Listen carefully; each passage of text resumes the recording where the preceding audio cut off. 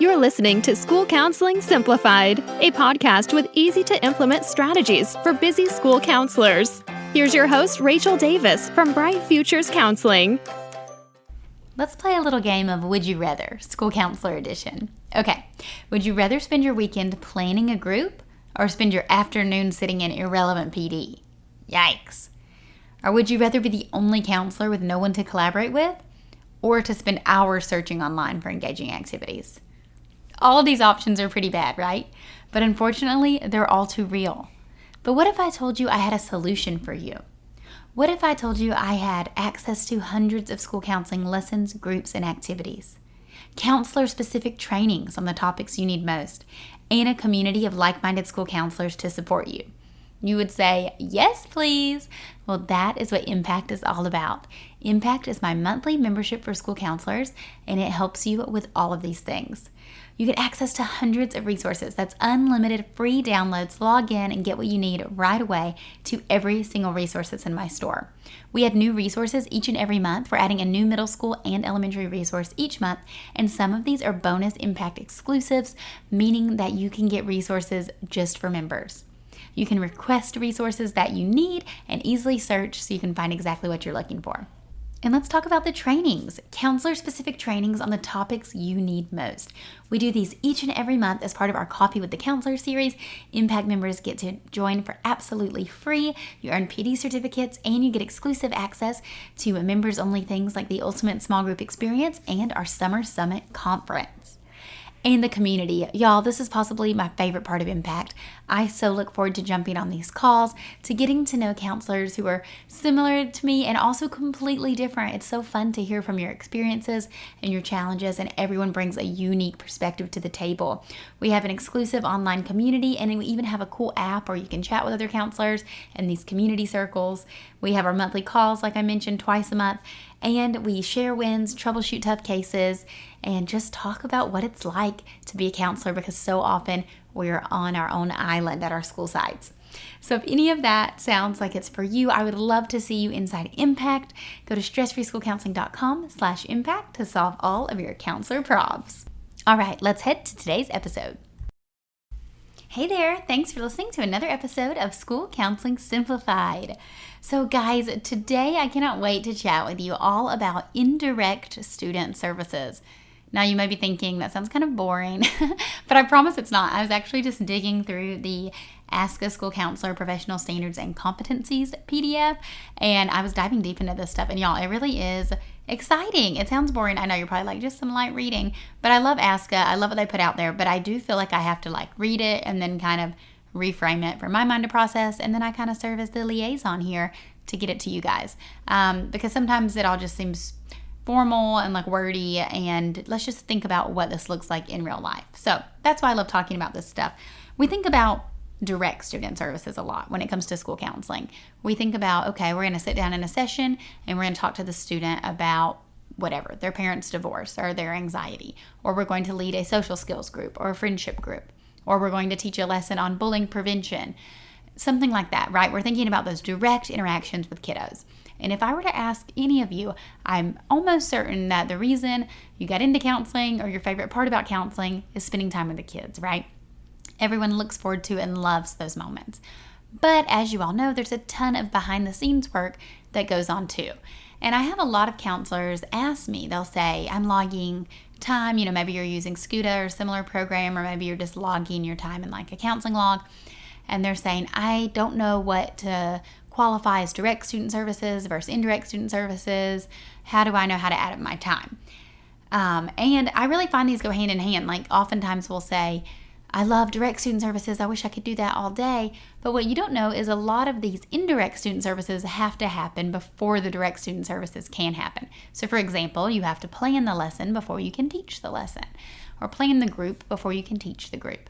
So they really go hand in hand, and that's why I don't want to discount the indirect services. I really want to talk about how we can use them and maximize them to our best abilities so we can deliver the best direct student services possible. So to do this, in this week's episode, we're going to talk all about indirect student services, and then in next week's episode, we'll talk about direct student services. Now, like I said, I'll link to this in the show notes. I have a PDF for you guys on ASCA. It's the School Counselors professional standards and competencies, and it talks about how we're supposed to be counselors, basically. And it's divided into different parts, but it talks about a professional foundation, then it goes into direct and indirect student services, and then into planning and assessment. And we'll talk about planning and assessment later on this month. But with the direct and indirect student services, they have them listed here all together. They don't really have it divided into direct and indirect. So I combed through it and I went through and divided it up so we could kind of dive deep. They have it divided up into the behaviors of the school counselor, and then beneath the behaviors, different points, and I've divided them further for you into direct and indirect student services. Okay, so I wish you could see it with me because it kind of sounds like a lot in the audio format, but I'm going to break it down for you guys. Who wants to have a coffee with me? It's time for our February Coffee with the Counselor training, and I cannot wait to see you there. This month's topic, I'll be sharing how to advocate without a headache, my 11 secret strategies for advocating for your role as the school counselor. This is so exciting. I love this topic. We talk about advocating a little bit, but we usually just scratch the surface, and I cannot wait to dive deep with these top secret strategies for you. Thank you to everyone who came out for Coffee with the Counselor last month. It was our first one. We had an awesome turnout, great conversations. Thank you to all of you who were there. Let's do it again. I cannot wait to have coffee with you. For the price of your daily Starbucks run, you can have counselor-specific training designed specifically for you, plus a live Q&A, opportunity to chat with other counselors. It's going to be a great time. Save the date because this one is on February 28th at 6 p.m. Eastern. To sign up, go to stressfreeschoolcounseling.com/coffee. See you there. So first up, in regards to indirect student services, it says the counselor should design and implement instruction aligned to the Ask a Student standards, mindsets, and behaviors for student success in large group, classroom, small group, and individual settings. Okay, so this is what do we need to do in order to deliver, this is all the tiers, right? Large group, classroom, small group, and individual settings. So it says we can use data to identify the achievement, attendance, and discipline issues that need to be addressed. Now, I love this. This is a great way to use your data. So go in and talk to your principal, look at referral data, look at discipline data, and figure out where are the deficits, where are students struggling, why are they getting sent to the principal's office, why are they missing school.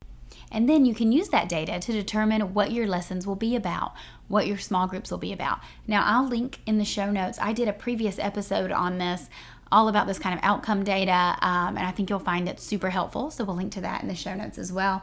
But basically, we're not just delivering these services willy-nilly, right? We have a plan and a purpose for them, and that is data-driven. So we need to find out what are the problems, and then our lessons will prevent them from happening in the future and will provide a solution for the existing problems. So a concrete example of this is if we're seeing a lot of second graders with discipline referrals for hitting, then perhaps we need to do an impulse control or self-control lesson or an anger management lesson, something like that. And if we're only seeing a few, maybe we need to do a small group. Okay, the second point, it says, is to assess cultural and social trends when developing and choosing curricula. Now, this is super important. I think we always want to be mindful of the students represented at our school, and we want to make sure we're using materials where they can see themselves reflected in the materials. So whether it's the names that we're using in examples, if you're coming up with your own materials, or if you need to change some of the names so it reflects the students in your school site, making sure you're showing images that represent them and look like them. We want to make sure that we are using materials that are inclusive and representative of our student population. Now, we always want to show, diverse images and diverse names, but a lot of times it's also cool to really narrow in specifically to your population. So if you work with, Native Americans or Hawaiian students or whatever, try to really zone in on the specifics of your school that make it unique. The next up is to identify appropriate evidence-based curriculum aligned to the ASCA standards, or to select and develop other materials by research and best practice if the evidence-based don't exist. So basically it's saying pick the right curriculum to use. So I make a point in all of my curriculum, it is ASCA aligned and research-based. So if you want an easy button, I would just head over to brightfutures-counseling.com and you can check out all my stuff. Or you may have your own. You may be using Second Step or some provided curriculum, character counts, I don't know, whatever your school's using. You want to make sure that it's good to go. And if not, you need to do a little due diligence to make sure that you're using research-based informed materials. Then it says to create lesson plans. So this is what you're doing, right? These are the actual, what I was talking about, the most important indirect student service is to get the actual lesson plans so then you can use them with the students. So you want to figure out what activities you're going to use, which standards will be addressed, how they'll be delivered, who's going to receive them, and how the data will be assessed. So I could do a whole podcast episode just on this little chunk, but let me break it down for you guys. So, and I do this in my lesson. So what I'll do is I'll decide the objective, right? So what is the objective? Now we know based on the first point, this is a data-driven objective. So like the example I said earlier, we're seeing a lot of discipline referrals for hitting. So we're going to do a lesson on impulse control. Okay, that's the objective. Then we'll go into the Ask a Student standards. That's those mindsets and behaviors. We'll link to that PDF, go through and find the one that fits best with this topic. And you'll want to reference that. And then you want to make sure that you pick activities that will teach this, right? So you want to find, okay, here's some research-based activities that will teach self-control, where the students can practice self-control. So maybe you're going to show a video and then do an activity, or maybe you're going to do a role play scenario or practice some self-control calm down strategies, something like that. And then you need to pick the data. So how are we going to assess the student outcomes? So how are we going to figure out if this lesson was successful or not? You'll need to do some kind of assessment afterwards. So this could be like a behavior type assessment based on teacher observation, or it could be a student self-assessment, rating scale, something like that. So like I said, that point is really chock full of information, but basically this is how you create the lessons. This is the best part, right? You're getting it all ready to go so you can make sure you have an informed, data-driven, research-based lesson to use with your students. This is way better than if we skipped all the indirect services. If we just went into direct and we're like, okay guys, let's do self-control, and then you don't know what to do. This is how we can get a very clear plan to make sure we're delivering the best lesson possible. The next point says to engage with administrators, teachers, and staff to ensure the effective implementation of instruction. So this would be if it's not a direct service you're doing, but perhaps like your teachers are doing the character ed lessons. A lot of time that happens. You just want to make sure that everyone knows what they're doing. So engage with them to make sure that they're effectively implementing everything. And lastly, analyze data from the lessons and activities to determine the impact on student outcomes. So that's what we talked about again, the outcome data. You need to analyze the data. I have so many episodes and blog posts on data because I love talking about data. So we'll try to link to some of those in here as well. But it's so important in making you feel like your program is effective and in increasing your confidence as the school counselor if you follow these steps. If you make sure that you have an objective, if you have a data-driven purpose of why you're teaching this lesson, if you have it aligned to the standards, if you have engaging research-based activities, and then if you have a method for tracking data. So it sounds like a lot, but once you get in the hang of it, it's really not. You just want to make sure you're checking off these checkpoints before you deliver these direct student services. And like I said, my resources, I always make sure that they're, research-based. They have an objective. They have the alignment to the Ask a Student standards, and they have data collection pieces involved. So if you want to check out something to kind of get an example of what I'm talking about, you can see, even if you want to make your own, you can just look at a preview of one of my resources and see like how I do the outlines, how I do data tools, things like that. Another behavior mentioned here is that the counselor should provide short-term counseling in small group and individual settings. So there's 3 parts here. Part 1, use data to identify the students in need of the intervention. So this is the behind the scenes or the indirect student services that you'll do before you can provide this short-term counseling. You want to figure out which students that you need to see. You can use that discipline referral data that we were talking about earlier, or you can do referrals from teachers and parents where they're just filling out referral forms.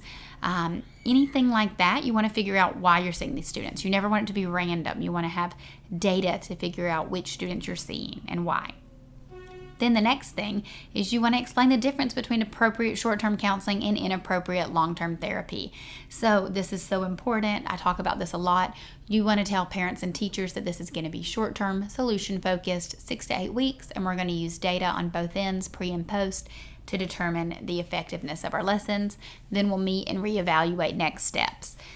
I had counselors asking about this in our last impact meeting. They were like, there's just ongoing. I've been seeing this kid forever. What do I do? How do I get out of it? You need to have a clear plan, a finite date of when services are going to end, prep the student, and then you can assess. Maybe they need to move up a tier. Maybe they need more support. Maybe they need less support. Maybe they need outside referral. Whatever you need to do, maybe they need push-in support, but you need to determine that after a short-term and solution-focused plan is in place. So explaining that difference is very important. Another indirect service you can do before you provide this counseling is to explain the impact of adverse childhood experiences and trauma. So you may need to explain this to parents and teachers and to assess it. So maybe using like the ACEs survey, you may be familiar with that. That's the adverse childhood experiences, and determining any background trauma, anything like that before getting started. Another behavior they mention here is that counselors need to make referrals to appropriate school and community resources. So I kind of just mentioned this. A lot of these have overlap. But this is something behind the scenes that you're doing. Another indirect student service is keeping a list of current referral resources that you can give to students, staff, families, whatever, to address any academic, career, social, emotional issues. I recommend getting your interns to do this. It's a great project. I had my interns do this one year, is for them to compile a really big resource binder. Or if you already have one, you need to just have periodic checks to make sure that it's up to date. And getting a really comprehensive list of community referrals. So when you're in a pinch, you can just easily pull one out. You can also, it says to communicate the limits of school counseling and the continuum of mental health services. So similar to what we talked about with the short-term counseling, you want to, really emphasize to parents and teachers the limits of school counseling and the role of the school counselor and how that's different than an outside mental health counselor. And lastly, articulate why diagnoses and long-term therapy are outside the scope of school counseling. So it just all kind of goes together. That's all part of making those referrals. Again, this is all behind the scenes indirect student services that needs to happen before the direct ones can, or happen while the direct ones are as well. The next behavior they mention is to consult to student service achievement and success. So you want to gather info on student needs. This could be set up in the form of like a meeting, a team meeting with family team, teacher team, and admin team to figure out the best strategies for student success. You can share those strategies that you've noticed with the team, talk with other counselors, talk with other school counselors or outside counselors about like best things to do. You're constantly consulting and figuring out the best plan for your student.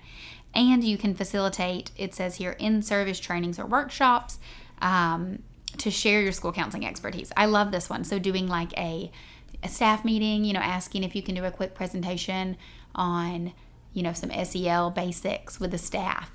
And maybe even think outside the box. Maybe your teachers know a lot about this, but maybe the lunch staff or the recess staff or the janitorial, like custodian staff, getting the whole school and the whole team on board is the best for student success. So, or maybe you're doing a parent workshop, any kind of trainings or workshops that you want to offer to help student success. That's an indirect service.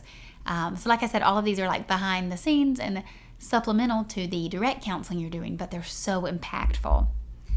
And then the last category here, the last behavior, it says school counselors should collaborate with families, teachers, administrators, other school staff, and education stakeholders for student achievement and success. So again, kind of sounds what we were just talking about, but they break it down here. You want to partner with other people to advocate for the students and, including like educational equity and opportunities.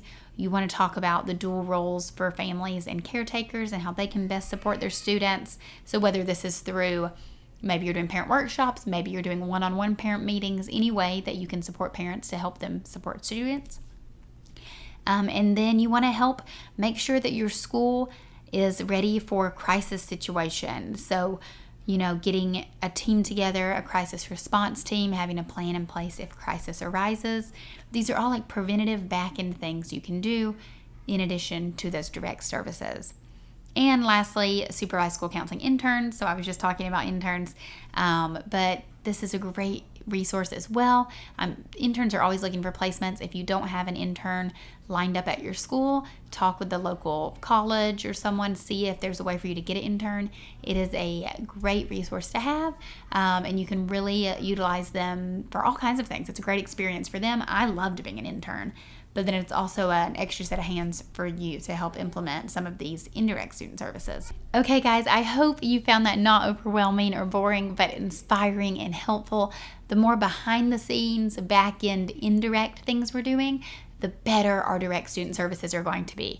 I mean, think about it. You could be offering direct student services and be the best counselor in the world and have these awesome strategies you're showing them.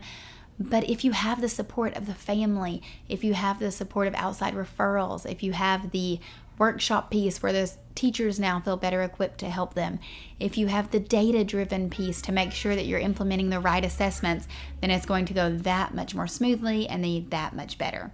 Sorry, I got a little background noise here from some kiddos, but hopefully it wasn't too distracting.